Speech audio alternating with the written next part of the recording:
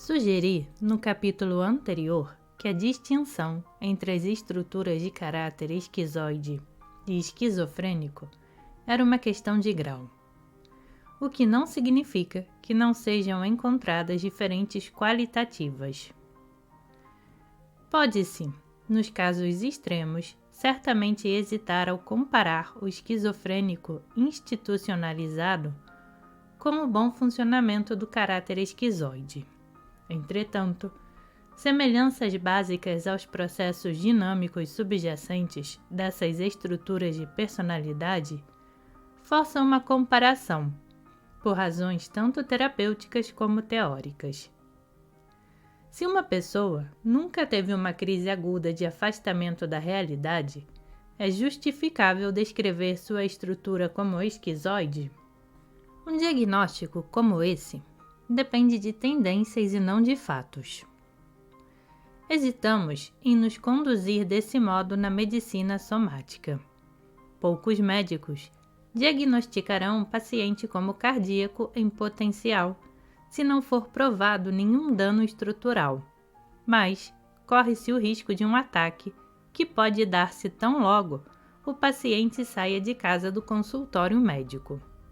Se tendências puderem ser claramente estabelecidas e utilizadas para um diagnóstico, avançariam de muito a medicina preventiva. A análise de profundidade, seja psicológica ou bioenergética, oferece um meio para um tal fim. Fenichel define diferentemente o problema esquizoide. As pessoas que, sem portarem uma verdadeira psicose, exibem, contudo, traços isolados ou mecanismos do tipo esquizofrênico, foram denominadas esquizoides, esquizofreniadas ou esquizoambulantes ou similares. Indivíduos assim apresentarão evidências de mecanismos patogênicos de tipo neurótico e psicótico. Em seguida, Fenichel acrescenta uma ressalva dinamicamente importante. As circunstâncias é que decidirão se a disposição psicótica será provocada com mais intensidade ou se será suavizada. É exatamente a presença dessa disposição psicótica, ao contrário de comportamento psicótico, o que diferencia o caráter esquizoide do esquizofrênico. Mas, o que é realmente essa disposição psicótica? Conquanto possa ser útil identificar traços isolados ou mecanismos, enquanto evidências para uma tal disposição, é fundamentalmente perigoso basear um diagnóstico em sua presença ou ausência. Podemos lembrar-nos do caso apresentado anteriormente sobre o masoquismo, no qual o paciente descrevia uma alucinação real, a visão de um rosto que denominou de diabo. Não hesitei em classificar a estrutura de caráter como masoquista e não como esquizoide. Faltava-lhe uma disposição psicótica. Por outro lado, tenho visto casos nos quais essa disposição básica podia ser discernida sem que se tivesse manifestado um único traço ou mecanismo psicótico. São unânimes todos os autores ao imputarem um distúrbio afetivo grave ao caráter esquizoide. Fenichel diz, especificamente, que as emoções dessas pessoas parecem ser geralmente inadequadas. Comportam-se como se estivessem em relações de sentimentos com as demais pessoas. Embora basicamente verdadeiras essas afirmações, é difícil empregá-las como características diferenciais. Os neuróticos têm respostas emocionais inadequadas, exibem um comportamento como se e usam mecanismos de pseudo-contato nos relacionamentos interpessoais. Também eu, no entanto, me vejo forçado a dizer que a agressividade do esquizoide é uma agressividade como se vestida, por uma questão de sobrevivência e mantendo a mesma relação que as roupas para a personalidade. Não se sente isto como uma parte integral do ser verdadeiro. A disposição psicótica deve ser primeiramente compreendida em termos da psicologia do ego. Comparemo-la a outros tipos de caráter. As estruturas de caráter rígidas são predominantemente agressivas, determinadas e insensíveis. Sua atitude pode ser confirmada pela expressão eu vou. Poderão ser fracos ou fortes, dependendo do nível de força física e vitalidade organísmica.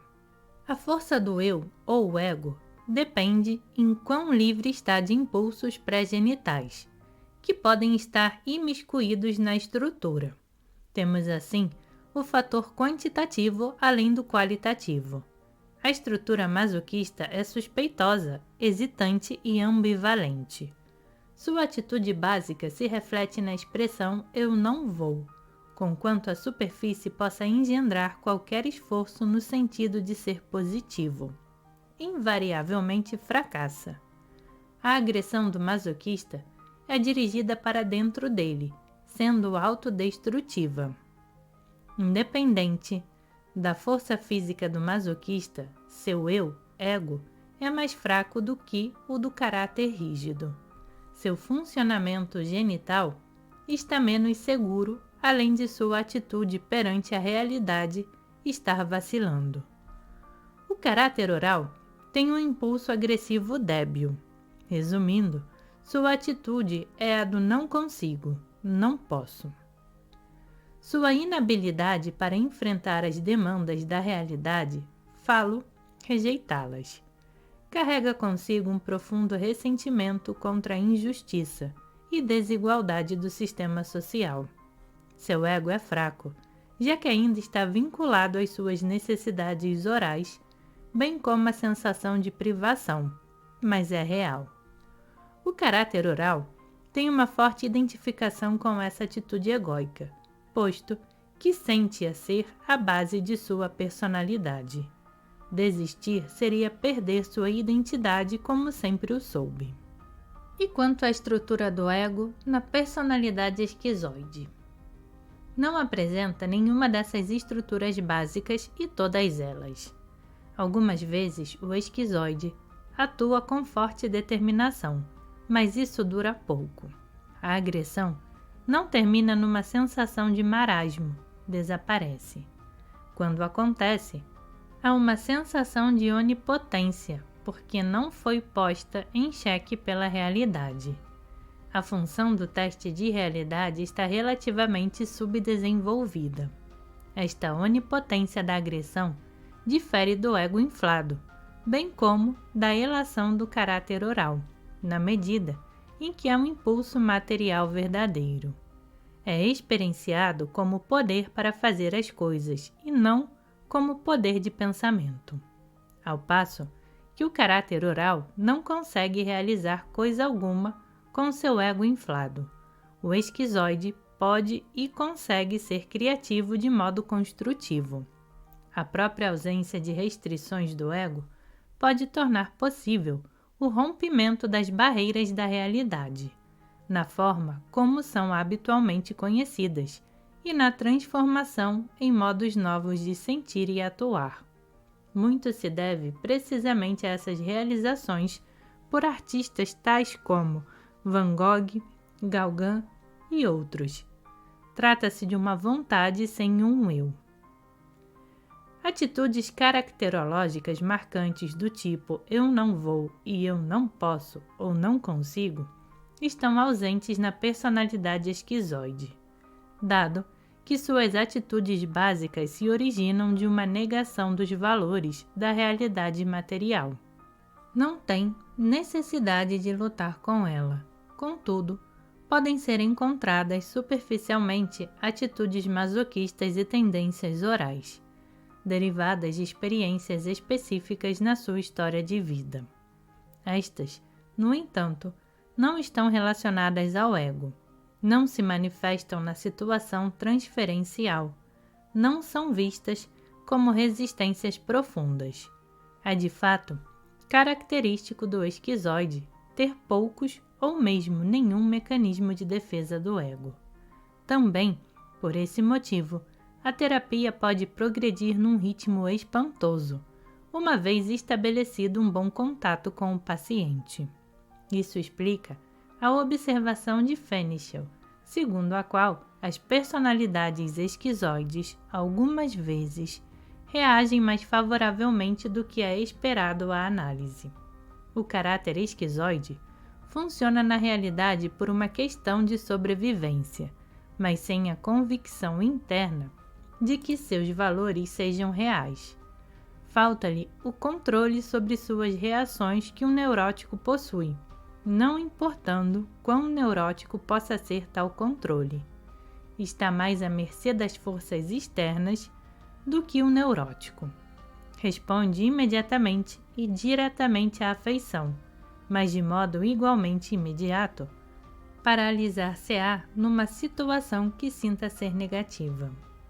Do mesmo modo que o esquizofrênico, em sua cisão da realidade, perde totalmente seu ego, o caráter esquizoide pode evitar uma tal cisão e reter seu ego. É, contudo, um ego mais fraco do que o do caráter oral. Não é que o caráter esquizoide não se sinta a si mesmo, isso se dá. Trata-se mais de sua sensação de si mesmo em relação à realidade material ser fraca. Por outro lado, é grande a sua capacidade para a sensação espiritual, para a ternura e simpatia. O esquizoide se percebe como a pessoa espiritual, repleta de profundos sentimentos, ternura, simpatia e etc.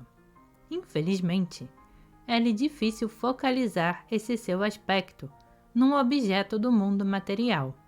Sua falta de identificação egóica e controle da coordenação motora constituem um obstáculo. Na realidade, o caráter esquizoide pode centrar os sentimentos ternos por um breve período numa outra pessoa. A tensão originada pela tentativa de manutenção do contato provoca uma ruptura.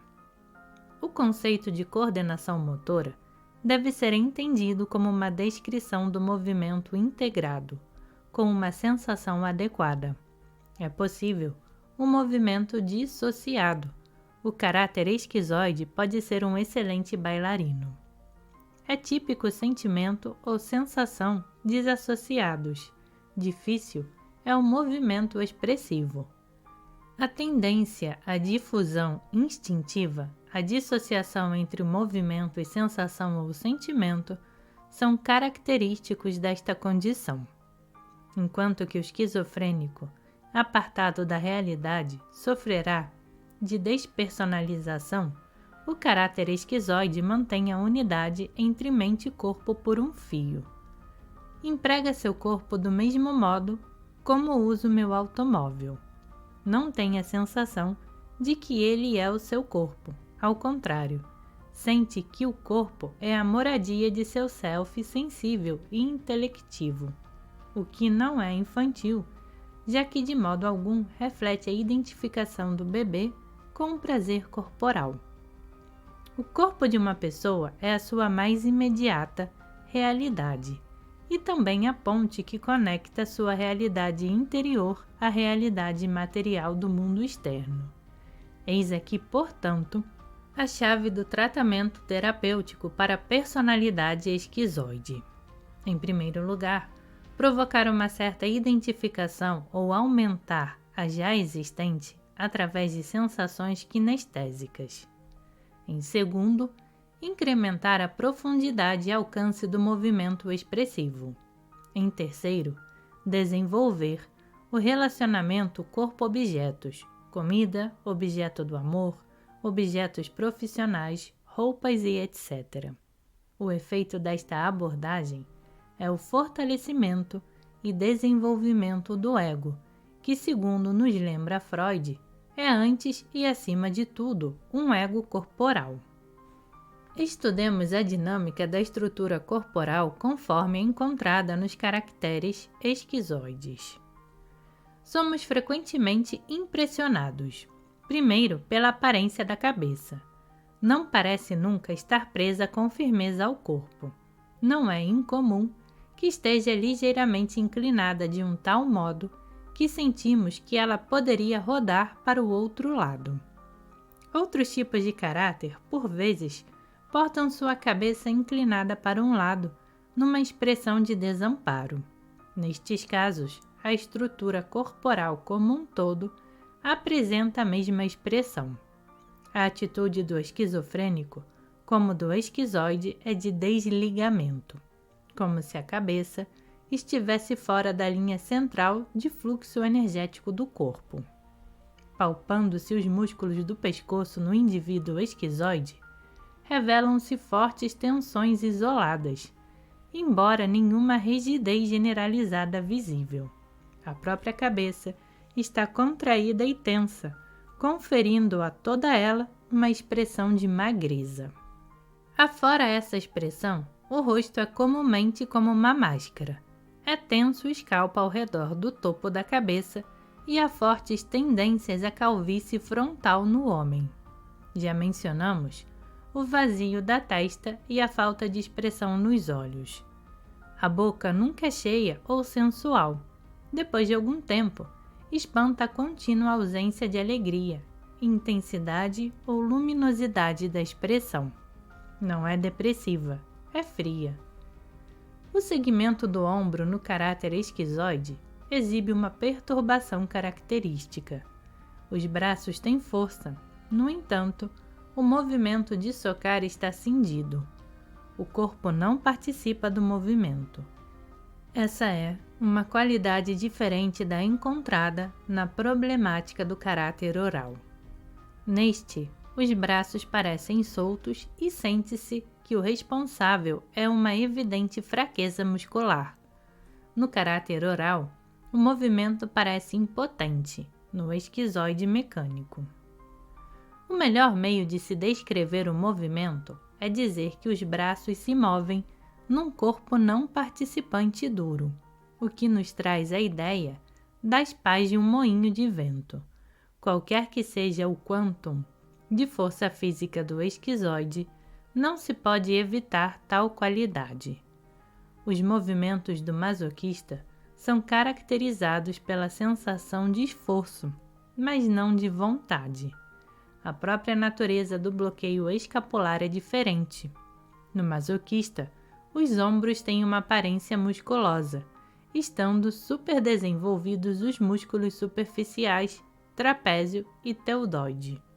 Na estrutura de caráter esquizoide, as tensões musculares são profundas e se baseiam na imobilidade da escápula. Mencionei a qualidade das tensões do pescoço. A profunda espasticidade da base do crânio está refletida num bloqueio correspondente na área das costas, onde se unem pelvis e espinha. É tão severa essa tensão, em algumas pessoas esquizoides, que pode produzir uma dor muito aguda. Difere da dor das costas crônicas, encontradas nas estruturas rígidas. As pernas também exibem uma relação com a pelvis, semelhante à existente entre os braços e a cintura escapular, a saber que não existe liberdade na articulação do quadril. Daí resulta uma imobilidade pélvica mais severa do que é observado em qualquer outra estrutura neurótica. Os músculos das coxas e pernas podem ser flácidos ou acentuadamente superdesenvolvidos. Em ambas as circunstâncias, nota-se a falta de contato com as pernas e com o solo. Os pés são invariavelmente fracos, especialmente o arco metatársico. As articulações são duras e imóveis, o que ainda fica mais claramente evidente nos tornozelos. Nunca vi uma estrutura esquizoide na qual fosse flexível a articulação do tornozelo. Parece que está congelada. Um pouco mais adiante ficará clara a importância desse fato. Fenichel descreve duas atitudes musculares características. Normalmente, uma tensão interna violenta se é percebida através da hipermotilidade ou da rigidez hipertônica, disfarçadas numa aparência externa de quietude. Em outras ocasiões, dá-se o contrário, uma extrema apatia hipotônica. A primeira é um estado de hipermotilidade, dissociado de qualquer conteúdo emocional. O corpo está tenso e carregado, mas o movimento é mecânico. No segundo caso, a motilidade está reduzida, embora a dissociação afetiva seja menor. A hipotonicidade se vê limitada aos músculos superficiais. A técnica de palpar sempre confirma a espasticidade da musculatura profunda. Duas pacientes com estruturas de caráter esquizoide relataram que tendiam a reter líquidos ao se tornarem mais ou menos apáticas. Uma paciente falou que aumentava quase 8,5 kg com essa retenção de líquidos. A motilidade aumentada, induzida pela terapia bioenergética, eliminou essa tendência. Notamos que a observação da respiração do caráter esquizoide e a do esquizofrênico exibem perturbações peculiares. Reishi descrevia a baixa absorção de ar, apesar do peito macio e da aparente boa expansão do tamanho da caixa torácica. Existe um outro lado envolvido nesta contradição. Na estrutura esquizoide, o que impede o diafragma de descer é a expansão da cavidade torácica ser acompanhada da contração da cavidade abdominal. Ou então, podemos dizer que o diafragma também se contrai de modo que não ocorre o movimento descendente dos pulmões. Sob tais condições, o esquizoide e o esquizofrênico se esforçam para respirar na parte superior do tronco, a fim de obter ar suficiente. Observações adicionais de movimentos respiratórios tornaram-me ciente de que o diafragma está relativamente imóvel, congelado numa condição de contração. As costelas inferiores saltam para fora, dado que o diafragma está inativo. Uma expansão violenta da cavidade torácica tende a empurrá-lo para cima por sucção. É a mesma sucção que parece ser responsável pelo fraquejar do abdômen. Observa-se que a barriga está chupada durante a inspiração e em seguida é estufada durante a expiração. Este não é o tipo de respiração normal. No indivíduo normal, o peito e barriga tendem a fazer o mesmo movimento.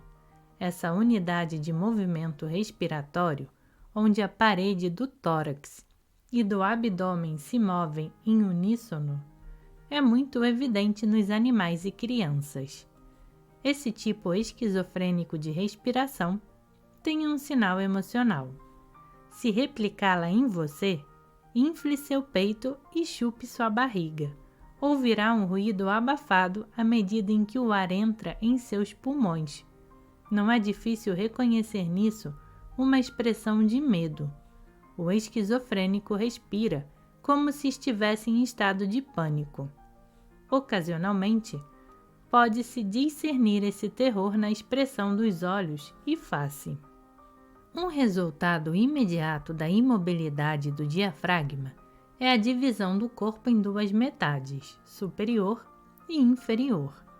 Isso não é um reflexo do relacionamento antitético do ego com a sexualidade. Baseado no movimento energético pendular que sustenta esta unidade básica. A cisão esquizofrênica representa o colapso e a dissociação entre o ego e a sexualidade. O comportamento sexual do psicótico institucionalizado e o do não institucionalizado pode ser considerado como uma tentativa de manter ou estabelecer um certo funcionamento na realidade.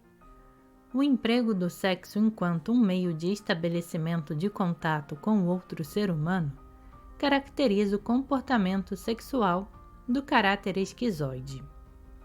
Podemos explicar todas essas observações através do conceito bioenergético da ausência de unidade na estrutura corporal. Os diversos segmentos corporais estão, operacionalmente cindidos entre si. Este é, contudo, um fenômeno quantitativo. Nos casos mais graves, como o do esquizofrênico crônico, esta cisão da estrutura corporal fica claramente evidente em seus desenhos figurativos e em sua imagem corporal. O caráter esquizoide exibe a cisão apenas enquanto uma tendência. Machover observou esses fenômenos em seu estudo do desenho da figura humana. Os esquizofrênicos ou sujeitos extremamente deprimidos podem omitir os braços, como indicação de afastamento positivo das pessoas e coisas. Eis aqui como Machover interpreta um outro desenho de esquizofrênico. A linha pontilhada permite, além do mais, uma fluidez na troca ambiental, com uma imagem corporal insegura e desintegrada. Permitiria o escape ou evaporação dos impulsos corporais, ao mesmo tempo em que não ofereceria proteção contra os perigos do ambiente. Novamente, mostra ela uma boa compreensão do problema na seguinte observação. Indivíduos que indicam as articulações podem ser sujeitos com um senso de integridade corporal incerto e incompleto.